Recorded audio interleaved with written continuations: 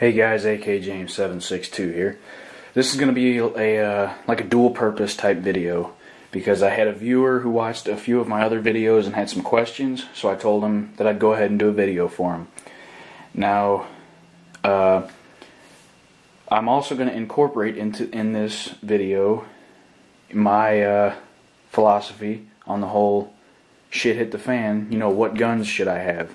Now this is not something I came up with. I'm not taking credit for this. This is something that it's like an unspoken consensus, if you will, in the YouTube gun community. Everybody says the same thing, and I agree with it. So I'm going to pass the information along on my channel. But like I said, it is not my original idea. I'm just going off of what other people say and agreeing with it, and you know, it's my opinion too, and that's what a lot of my videos are, is my opinion. So I'm going to go ahead and get into it. For a shit hit the fan scenario, survival situation, what have you, I recommend that you carry 5 types of weapons, firearms. Now, a couple of these categories could serve a dual purpose. Number one, you got to have a main battle rifle. Now, for a huge percentage of people, this is either going to be an AR or an AK. Obviously, I mean, those are the two. That's like 1A and 1B in the choices for main battle rifle.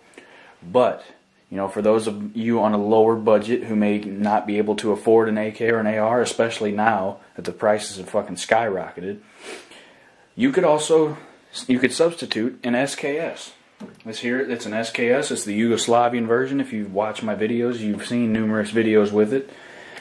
It is a semi-automatic rifle. It uses the 7.62x39 just like the AK. I believe, you know, I went over all this in the review video. 10 round capacity, although you can get the aftermarket 20 and 30 and I believe even 40 round Tapco magazines that I'm not a real big fan of. So you could have up to, I think that they even make the 75 round drums for them too. So you could, you know, you have pretty much the same capacity as an AK. You can get the synthetic Tapco stocks with the pistol grip and the rails and all that junk on there. And it's just, it's way more affordable than an AK. Even before the prices started jumping, they were still, you know, $200, $300, $400 less than AKs, depending on where you go. You know what the price of the AK was, and like Wasser 10s were between like $500 and $600 at one point, and the SKSs were, you know, $300 to $400, sometimes $500, depending on which model and what, you know, where you buy it from. But yeah, an SKS would be a great main battle rifle for someone on a budget. You got a bayonet attached to it.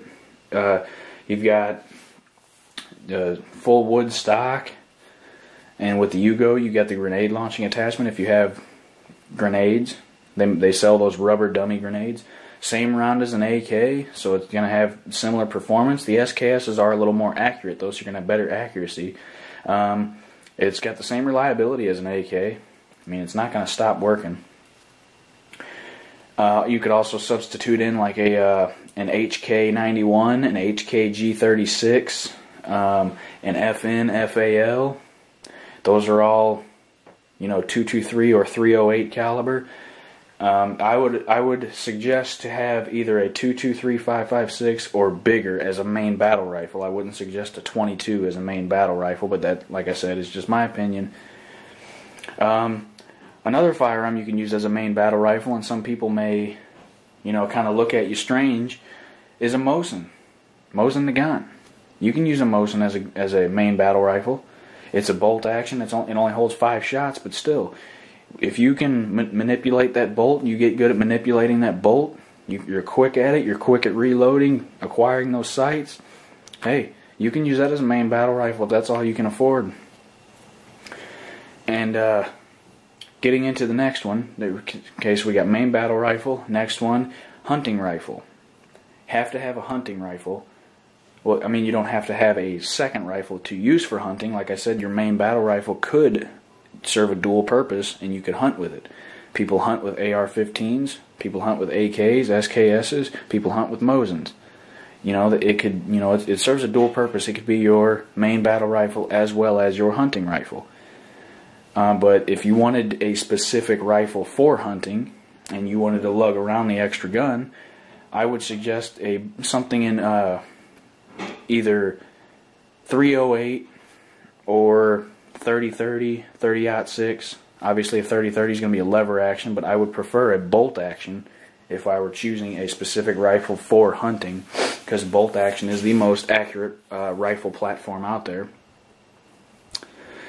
And okay, we got main battle rifle, we have hunting rifle. You're going to want a sidearm that is a reliable handgun that you are going to use in the event that you run out of ammunition for your main battle rifle and need a quick transition in the event like you're in combat or some sort of similar situation.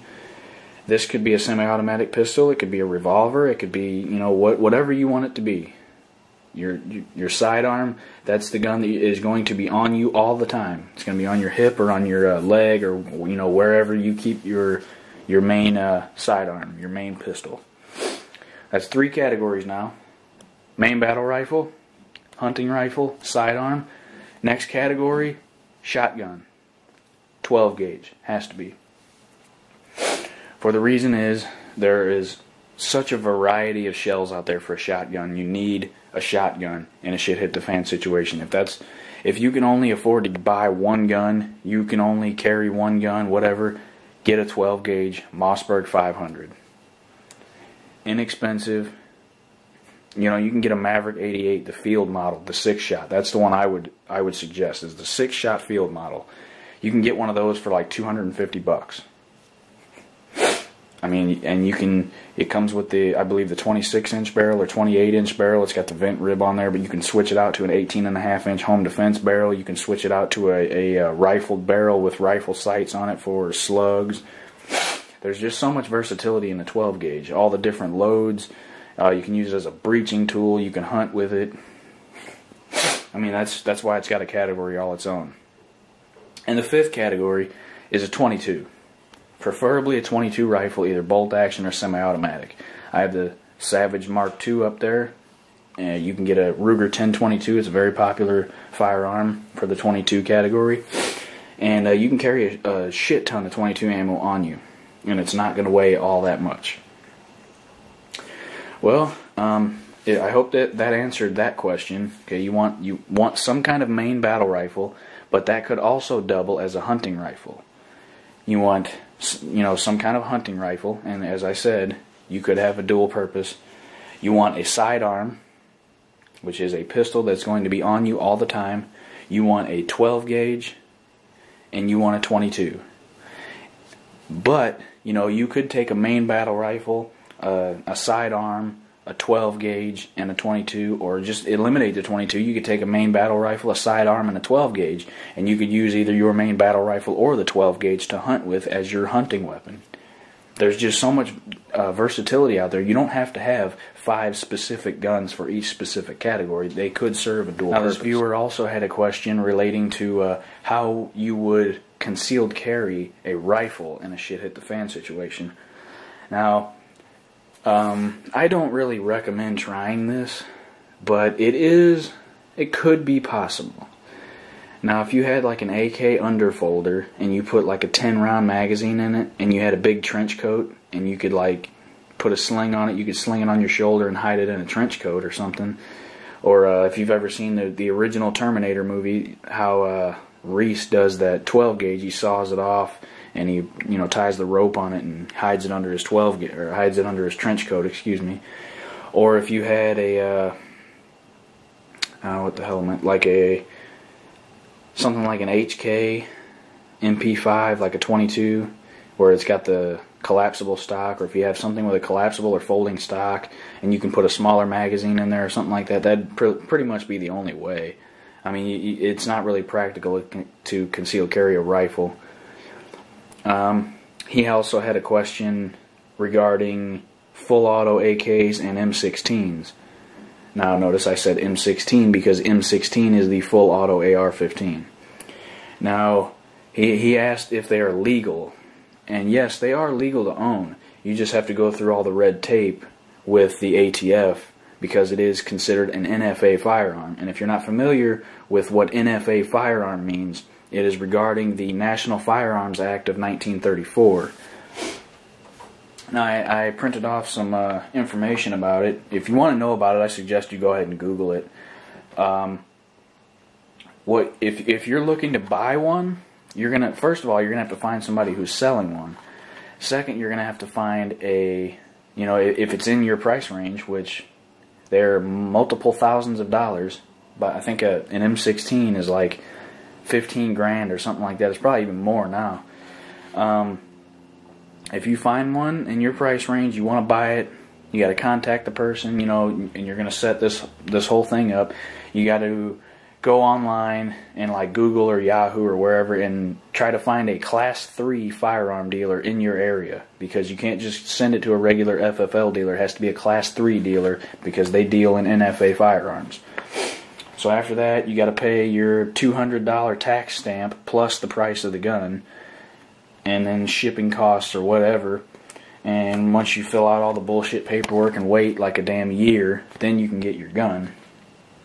And a full firearm isn't just what falls under the category as a machine gun. For the example they gave here, a Glock conversion switch is a part designed and intended for use in converting a semi-automatic Glock into a machine gun, into an automatic Glock. So that part, just the conversion switch itself, is considered a machine gun. So, like, that would be an M16 receiver. If you just have a receiver that was intended to build a full auto M16, that would be considered the machine gun, even though it's not built. Also, under the NFA firearms falls short barrel shotguns, which is a shotgun having a barrel less than 18 inches or an overall length of less than 26 inches. You got short barreled rifles, which means a rifle that has a barrel less than 16 inches or a total overall length of less than 26. You've got destructive devices like bombs, rockets, grenades, missiles, all that stuff. The street sweeper shotgun is a destructive device, and you've got silencers. And with the silencers, you have if you own any part of the silencer, that's illegal. Even if it's just one of the pieces inside of it. Even if you have a little piece inside of it, you still have to get that registered as an NFA firearm. You can't even own that. It's just, in my opinion, all this shit is stupid. I will say this, though, that there should be extra precaution, like the whole NFA bullshit, when it comes to machine guns and silencers. Short barrel shotguns and short barrel rifles and AOWs, which is in any other weapon, all that stuff, in my opinion, doesn't need to be registered with the ATF or anything like that. If I buy a gun, I should be able to cut the damn barrel off to 2 inches if I want to. Anyway, you also want to look at the penalties you could face if you decide to buy a machine gun or build your own silencer or make a short-barreled shotgun or short-barreled rifle on your own and not register it and get the okay from the ATF. If you violate the NFA, it's a felony punishable by a fine of up to $10,000 and up to 10 years in a federal prison, and any firearm involved is forfeited. So, I mean, you can own this stuff. Yeah, it's legal to own. You gotta cut through so much red tape to get it. I believe that is all this person asked. So I hope this helped you out. I won't mention his name. I'll keep anonymity. I won't mention his name, but hopefully he watches this video, or he or she or whoever watches this video, get some information out of it. Hope they learn something. Thanks for tuning in. Thanks for watching. Like, comment, and subscribe for me. Take it easy.